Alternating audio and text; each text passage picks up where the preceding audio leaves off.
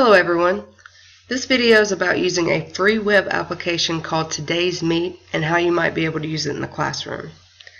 TodaysMeet is a back-channeling platform, which is basically a tool that allows for discussion to take place alongside of, or in the background, if you will, of another activity or event. Now, there are other educationally appropriate platforms out there that are more dynamic, such as Padlet or Socrative. But TodaysMeet is a very basic platform that is simple, free, and very easy to use. After you open up your browser, you're going to type in TodaysMeet.com. That'll bring you to this home page.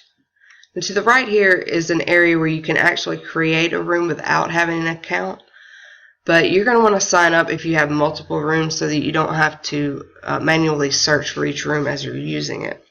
All they're going to ask you for here is an email address, a password, your date of birth, and then you'll have to mark the terms and conditions box and press sign up. I already have an account, so I'm going to go ahead and sign in really quickly.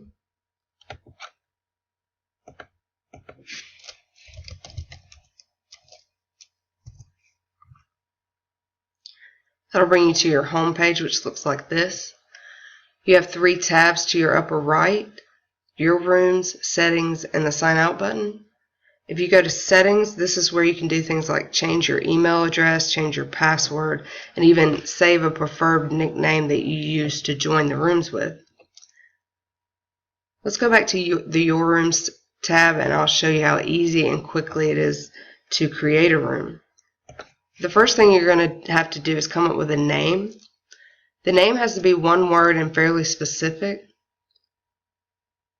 To the right here, as you're typing, it's going to give you either a green check or a red X. Green if the name is not taken, red if it is.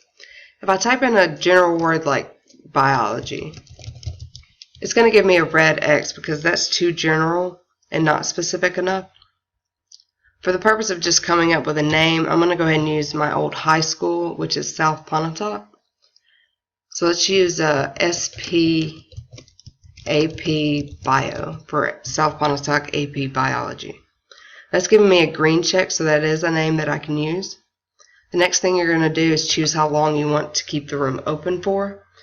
My suggestion here is to choose the longest duration that you might use the room for, because once you open it, you can close it early, but you cannot extend how long it's open. The next thing you're going to do is choose who can join the room. You have 2 choices, anyone or signed in users. Before, where you could create a room without signing in, we're going to see later that you can also join a room without signing in. And then you're just going to click open your room. And that'll take you to this page. Here in the upper left, you have the title of your room, SPAP Bio. Under the listen section, you have your comment feed. Under the talk section, you have where you can create a nickname to join the room. I'll use my real first name, which is Nana, and to join the room. And then you can type in your comments. When I press enter, my comment will go into the comment feed. Underneath the comment feed are the room tools. If you click on that, you can do things like use projector view, which will only show the comment feed and the title of the room. You can use this by putting it on display for the entire class to see if you wanted to. You can also do things like show speaker colors, which will show different colors for different speakers.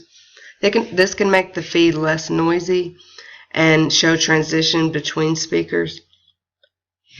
You can also view and print a transcript of the room. Once the room closes, all the information will be lost forever for that room, as if it never happened. So if you do want a record to reference to later, I recommend printing this before the room closes. You can also embed the code on another website, and we're going to actually talk about that a little later. And then you can close the room. It shows you here when the room is scheduled to close. Let's go back to one of the open rooms that I've played around with, just to give you an idea of what a comment feed can look like. We'll go to this TMTUT. In chronological order, the oldest comments are at the bottom, the most recent at the top. As you can see, you can notice the different speaker colors. At the bottom of each comment, you can see who the speaker is and when they made the comment. As you can tell, this is just a simple feed list of comments. So it can get pretty long and hard to navigate through. So here I've used dashes in the comment box just to create a page break between topics. And there are other things that you can do to make your comment feed more navigable for your students. As the creator of the room, you can delete comments like this, but no one else can. Now that we've gone over basically how a room works, let's take a look at embedding the room onto another site and how that works. This can be useful for the classroom for different reasons, especially if you don't want your students to be required to have their own TodaysMeet account. If your students have a school site that they have access to, or you like for all of their content and resources to be in one location, this is a great way to give them quick and easy access to each room that you want them to use. You can place it near a video lecture or another activity so that they can easily use both at the same time. If you click on the Room Tools, you'll see the option for embedding. You can embed the transcript of a room, but I'm going to focus on doing a live stream that allows for participation. And I have Weebly, so I'm going to use the other tab, but if you have one of these other websites, you can use those. It'll give you a specific code for those websites. So I'm going to copy and then go to my Weebly edit page and embed the code there.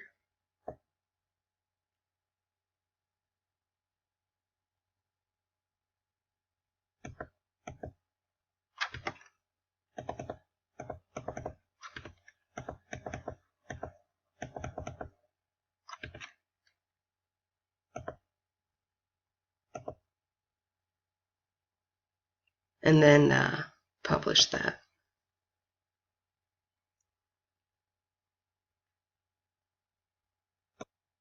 So now we'll go to my actual page, and to see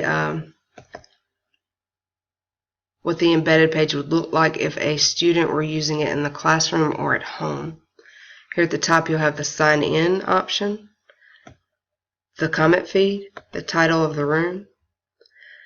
And here at the bottom was what I was referring to earlier. Your students can sign in without having an actual TodaysMeet account. Let's use the name Jason to log in, join the room.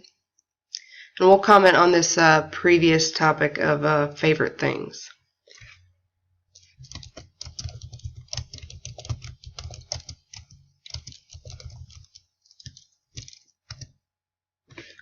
As you can see at the top here is so here at the top of the comment feed. Just to show you that this is a live feed and will change with each additional comment, let's go back to the account under my name and add a comment as a teacher.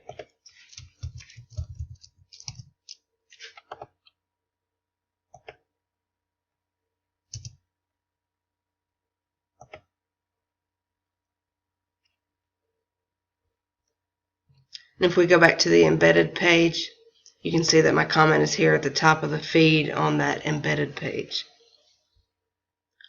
Okay, so that's basically how the TodaysMeet app works. Let's talk for a minute about different ways that you could use this in the classroom. The use in a traditional classroom setting is fairly obvious. You can have your students use the back channel to ask questions while you're lecturing, showing videos, or doing another activity. This will give you the ability to answer questions without taking time away from class when your students have to raise their hands and so forth. and you can see the needs of your students in real time. You can see when multiple students are having the same issues. Also, shyer students are sometimes more willing to ask questions because it doesn't put them in the center of attention and embarrass them. Some of the less obvious uses are ways to use this app in a flipped classroom setting. One advantage of the back channel is that students can have access outside of the classroom, even if you, the teacher, are not actively participating, because you can have a room open for up to a year. Your students can ask questions about the homework content, video lectures, etc., and the things that were discussed in class that maybe they didn't think of until they got home or sometime later. Because you may not be participating while they are doing these flipped lessons at home, they can sometimes answer each other's questions or discuss covered topics or collaborate on projects. If you do want to be involved in the back channel after class, one option is that you could give your students a set time in which you'll be available to answer questions live. Even if you don't, one major use of this app is that you can see the issues and questions your students are having between classes before class starts. This will allow you to better prepare and use your class time more efficiently and focus on problem areas, and even give you time to research questions that you yourself might not have known the answer to. Another side idea here is that you could have a back channel for just parents to use. There's one last thing I'd like to show you, just so you know that the option is there if you choose to explore it. Although TodaysMeet is free, they have a new upgrade called TodaysMeet Teacher Tools. Right now this upgrade is $5 a month, which comes out to $60 a year. With this, you have a few more features. You'll have access to your transcripts forever. You'll never lose them.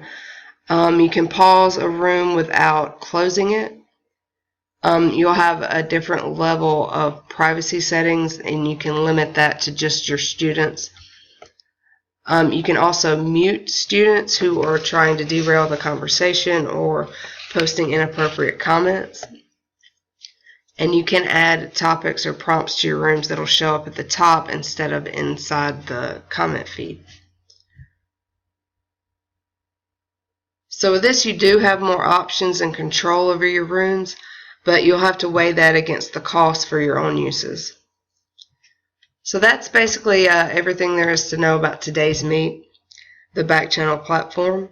If it doesn't meet the specific needs for your classroom, just remember that there are many others out there to consider and explore. The important thing to keep in mind is that a back channel can be used to enhance your classroom, whether it's a traditional, flipped, or mixed classroom setting.